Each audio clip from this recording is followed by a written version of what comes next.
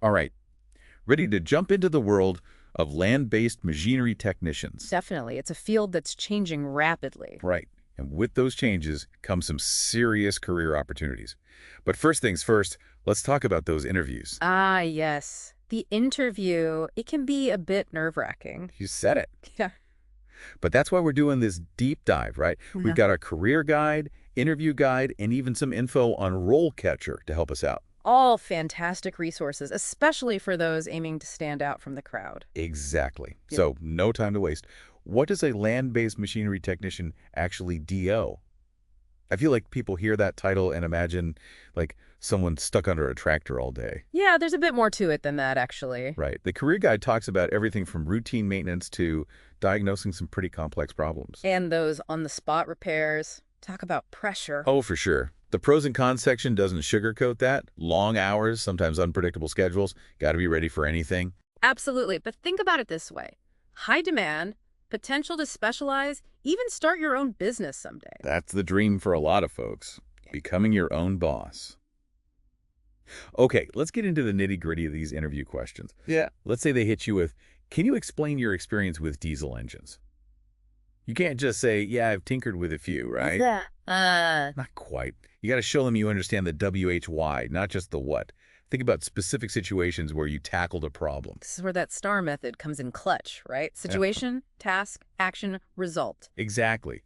Walk them through your thought process. Did you research different fuel filtration systems? Maybe even had to convince management to try something new. Love it. And don't forget to quantify your impact. By implementing that new system, I reduced downtime by 15%. Bam. You're not just fixing things, you're making things better. Efficiency. Speaking of hydraulic systems, another big one. They might ask, how do you troubleshoot those? Can't just say I wiggle things till they work. Not exactly the answer they're looking for. The interview guide has some good advice on this one. Start with the basics, checking fluid levels, looking for leaks, then get more specific. This is where knowing your stuff really shines. Like the career guide mentions, closed center hydraulic systems are becoming more common for their efficiency. Drop that in casually. Exactly. Shows you're on top of things, keeping up with the industry, and be ready for those follow-up questions. They might throw you a curveball like, we've got a tractor down in the field, harvest is on the line, what's your first move? Talk about pressure. This is where I think RoleCatcher can be a game changer. Practicing those scenarios with their AI, getting feedback based on real interview data.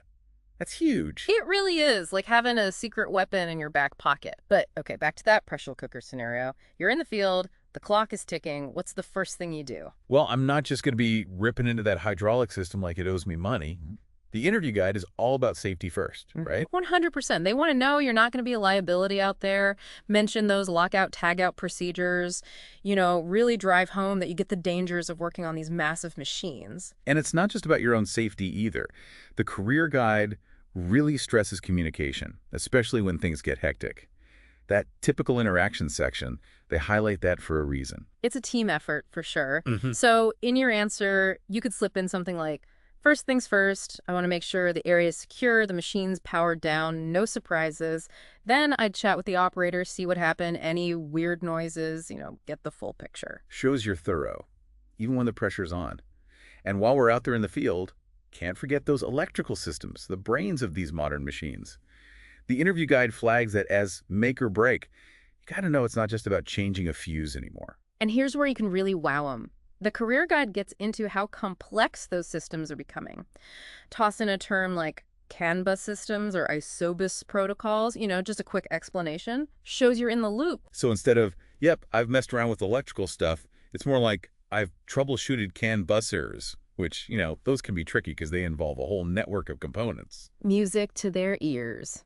And while we're on the topic of specialized knowledge, the interview guide also mentions welding and fabrication. Hands-on skills, always valuable. Right. It's one thing to know how to weld, but knowing which type of weld to use, MIG, TIG, stick, even laser welding, which, by the way, the career guide mentions, is becoming more and more common for those really detailed repairs. And here's another chance to use that STAR method we talked about. Tell them about a time you had to get creative, fabricate a custom part for a piece of equipment. What materials did you use? What challenges did you come up against? How'd you overcome them? They eat that stuff up. Yeah. Especially if you can talk about how your solutions save the day, save the farmer some cash. Yeah. A happy ending to the story. Speaking of saving the day, time management. The interview guide throws in a question about juggling priorities. Like, what do you do when you've got multiple pieces of equipment down at the same time? How do you handle that kind of pressure? Classic juggling act, right? Harvest season, everyone's in panic mode. Got to stay calm, cool, and collected, just like the career guide says. It's not just about speed, it's about strategy. The interview guide gives a good example. The combine's down. Yeah, that's going to take priority over a routine oil change. No brainer. And this is where you can slide in those soft skills they're looking for. Mention how you keep the farmers in the loop, give them realistic timelines, maybe even some temporary fixes while they wait for that bigger repair. Managing expectations, keeping those lines of communication open, that's key. Okay, so we've covered technical skills, problem solving, safety, managing your time. But then the interview guide throws a curveball. How do you handle a difficult customer? Because working on machines wasn't stressful enough, right? Let's throw some personality clashes into the mix. Right. But in all seriousness, the career guide does address this. Remember that typical interaction section? Yeah. Being able to explain those technical things to folks who might not be as mechanically minded, that's important. Absolutely. So when you're answering this question, play up those communication skills. Think of a time you had to deal with a frustrated customer. Did you really listen to their concerns? Were you able to explain what needed to be done in a way they could understand? And this is a good place to bring in that passion we keep talking about. The career guide mentions it for a reason. You could say something like, look, I get it. A broken down tractor throws a wrench in everything. I'm passionate about getting farmers back up and running as quickly as possible. And I always try to make the whole repair process as painless as possible. Love it. You're showing empathy. You're showing that you're a problem solver. You're dedicated to good customer service. That's a winning combo right there. Speaking of winning combos, can't forget RoleCatcher. Their AI can actually analyze how you're answering those behavioral questions and give you really specific feedback, help you refine your delivery and the content itself. It's like having your own personal coach in your pocket. It's true. One that's analyzed thousands of interviews and knows exactly what works. Okay, now let's get back to the technical stuff. The interview guide has a question about maintaining equipment to meet safety and regulatory standards. Because it's not just about fixing things, it's about making sure they're safe to use. Right, and that's where your knowledge of the rules comes in. Mention OSHA guidelines, any specific certifications that are required for certain types of repairs. Show them you're playing by the book. Absolutely. And this ties into the continuing education section in the career guide. You can mention any specific courses you've taken, certifications you've earned, like the agricultural equipment technician certification, for example. Right, shows you're invested in staying up to date, which, let's be real, in this field is essential. Essential is an understatement. Things are changing so fast, you don't want to be the one left behind with a toolbox full of outdated tools. No kidding. Now, speaking of keeping up with the times, there's a question in the interview guide that often throws people for a loop. How do you stay current with advancements in land-based machinery technology? The dreaded staying relevant question. It's a big one. It is. And you can't just say, I Google stuff, even though, let's be real, we all do it. They want to see that you're actively seeking out that knowledge. Right. So instead of just rattling off a list of industry magazines, which, by the way, you should be reading, mention a specific article that grabbed your attention lately, maybe something about the latest and greatest in precision farming technology or how autonomous vehicles are changing the game. Now you're showing them you're not just keeping up, you're engaged. You're excited about the future of the field. And it's a fantastic way to steer the conversation toward your own interests and passions within the industry. It's exactly. Enthusiasm is contagious. And if you can get them excited about the future of land-based machinery, they're going to remember you. They'll be like, no, there's someone who's passionate about what they do. Right. It's kind of wild, right? All this high-tech stuff, AI, automation. But at the end of the day, that human element still matters a lot. Yeah. The interview guide even mentions that, Yeah. It's not just what you know, it's how you present yourself. That enthusiasm. Oh, absolutely. Enthusiasm goes a long way. If you're genuinely excited about the work, about the field, it shows.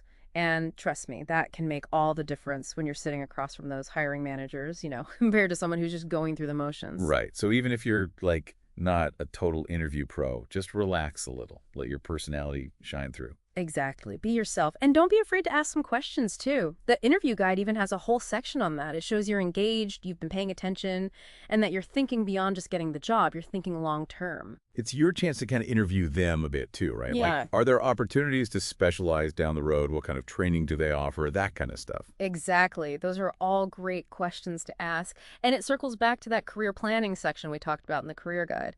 It's about showing them you're in it for the long haul, not just looking for any old job. You're looking for a career path. Right, because this field, it's not stagnant. With all these advancements, there are some serious career paths you can take. I mean, you could end up managing a team, maybe even specializing in robotics or something. Who knows? Exactly. And that kind of leads into the final thought I want to leave you with, the career guide. It talks about how this field is on the brink of major, major change. We're talking automation, data analytics, all of that stuff filtering into agriculture. It's pretty exciting. It's not just about fixing what's broken anymore. It's about understanding these complex systems, maybe even programming them. A whole new ballgame. It really is. So as you're gearing up for this interview, think about that big picture. How can you position yourself not just for the job you're applying for today, but for the career you want 5, 10 years down the line? What skills can you highlight that show you're adaptable, you're eager to learn, you're ready for whatever the future throws at you? That's a great point. It's not just about acing one interview. It's about setting yourself up for long-term success. Exactly. And with the right attitude and preparation, I have no doubt you're going to do great. I love that energy. Hey. All right, well, on that note, we're going to wrap up this deep dive. But remember, knowledge is power, preparation is key, and with a little help from those resources we talked about, like RoleCatcher, you got this. You got this. Good luck. Until next time, keep learning, keep growing, and we'll catch you on the next deep dive.